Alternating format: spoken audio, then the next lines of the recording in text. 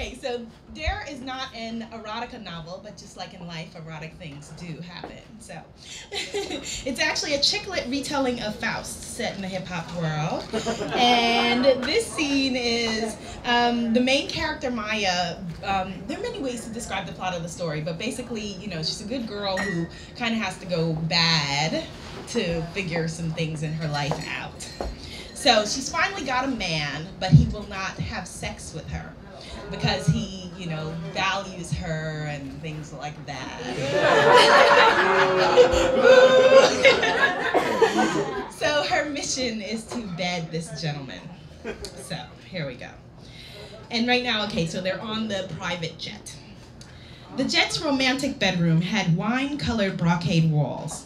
Maya had stopped by Turning Head Salon before they left for a bikini wax to make things more enticing for her man.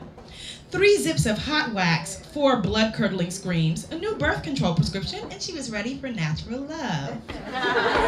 Miles high in the sky, Maya lay on the circular bed, swaddled in the burgundy velvet covers that matched her lace baby doll and sexy boy shorts. If this wasn't a hint, she didn't know what was. Maya reached over to the side table and took a swig, directly from the bottle of Krug Clos du Mesnil champagne, right before Thug came out of the bathroom and got in bed. He was wearing old gym shorts and a scruffy tee, but he was still flawless. A man couldn't be more enticing. Damn, Thug nuzzled his face in Maya's neck. Somebody smells good. Ylang, ylang, she said, arching her back to make her neck and other areas easier to access. All this for me? His gravelly voice sounded deeper. Maya nodded. I think you're trying to seduce me, girl, he said, running a hand down her legs and between her already parted thighs. Maya giggled suggestively, waiting to follow his lead. Damn, I love you, Thug said as he kissed her face. Maya stroked his hair. Rugged. She never thought that she could love anyone else like she'd loved Rob. And she still wasn't completely sure. You know, she was trying to love Robeson like she'd never been hurt. Difficult, but he had to be carrying baggage too. Isn't that life? Being that she definitely was no longer in love with Rob, the space in her heart was now open. Robeson nibbled on Maya's lower lip, softly but forcefully. She would have thought that this would have been grating or annoying, but it was incredibly erotic. It told her what kind of lover he was, what kind of lover he would be. Full, raw, and unedited, he said. That's how I love you. Yeah, she said, incredibly turned on. Maya rolled over and sat on top of him. She decided to go for it. Her friends always said that speaking dirty to men seemed to drive them crazy. So, I got something for you, she said. Robeson held Maya's neat waist and centered her on his manhood. Yeah, what you got for me, Cleopatra? He slid his hands down, good, and started molding her butt. Better. Maya was feeling her champagne courage. She started moving her hips around on top of his body. Yeah, baby, he said. So she moved faster, feeling his enjoyment. She steadied her mind. Okay, dirty talk time. She cleared her throat quietly. So, you like that fat ass, Robeson? What? I said, you like that big, fat, juicy ass? She bounced up and down. Everything is nice and tight. Nice and tight and ready for you. Big, fat, juicy ass. He moved his arms from her butt and back up to her waist. Why are you talking like that? Uh-oh, she felt him softening. I just thought, he sat up. You just thought what? That you'd act like a whore? Well, I figured it was okay if I was your whore. Maya searched his face for meaning. Was he angry? He put his arms around Maya and regained his composure. It's okay, but come on, baby. I don't want to dirty you up like that. You're a goddess, a queen. I just want to kneel at your shrine. Maya nodded. Was it too much to want him to enter the shrine for worship? Robeson leaned in and kissed Maya straight through to her soul. Their tongues encircled each other and locked. His lips felt so good. Even our kisses are poetry, he said, caressing her breasts through the lace. He was driving her to the brink of insanity. Y'all sisters say y'all want to be respected. Man try to respect your ass and he gets shot down, he laughed. She grabbed his hair in 2 handfuls. Ow, he said, and they laughed together. They pulled the covers up over their heads and talked like kids do until they fell asleep. They were awakened by the pilot announcing that they were flying over Virginia.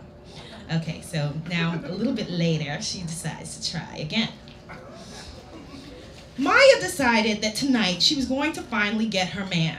Mind, soul, and body. Enough was enough. Was it wrong to want a little kinesthetic healing?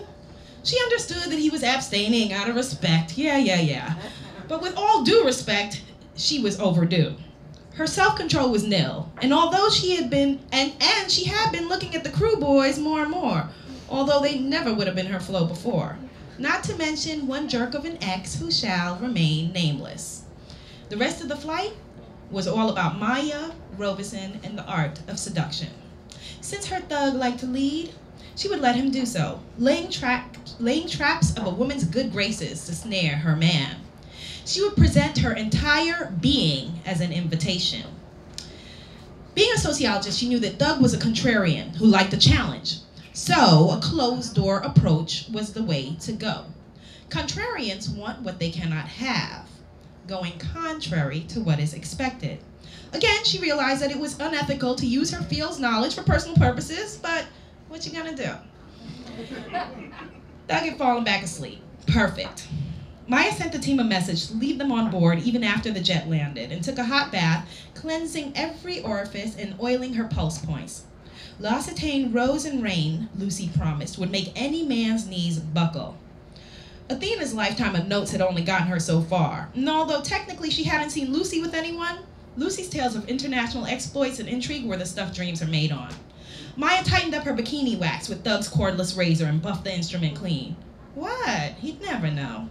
She smelled like passion. She pulled her hair back in a loose ponytail that could dismantle at the most opportune moment.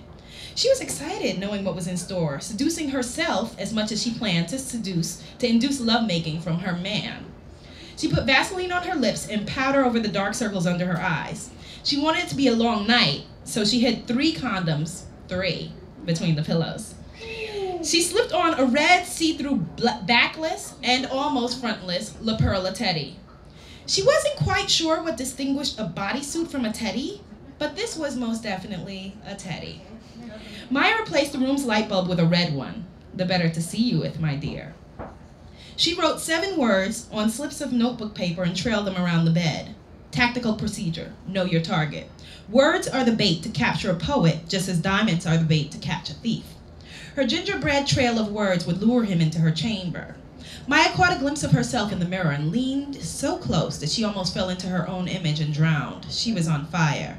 It was time for the original man and woman to indulge in a little original sin. No excuses. She shook him. Hey, babe, somebody left you a note. What? Doug looked at the floor, back at Maya, who was wearing her most angelic expression as she walked back into the bathroom. What you up to, Cleopatra? Doug made his way around the bed, reading the words out loud. The heaven you give is a pyramid? He got it. Doug is a pyramid, huh? Solid, ingenious, and everlasting, Maya called out. What happened to the light? Maya re-entered and sashayed across the room as if she were looking for something that wasn't quite there. Oh, the bulb blew, and this was all I could find, a red bulb. It's relaxing, right? She wove her hips like a serpent winding between the tree of its choice. The apple she offered was herself. Just the sound of his voice drove her crazy. Her body had never had this kind of physical reaction to any man. Doug seemed to lose his words, so he repeated hers. Solid, ingenious, and everlasting. Uh-huh.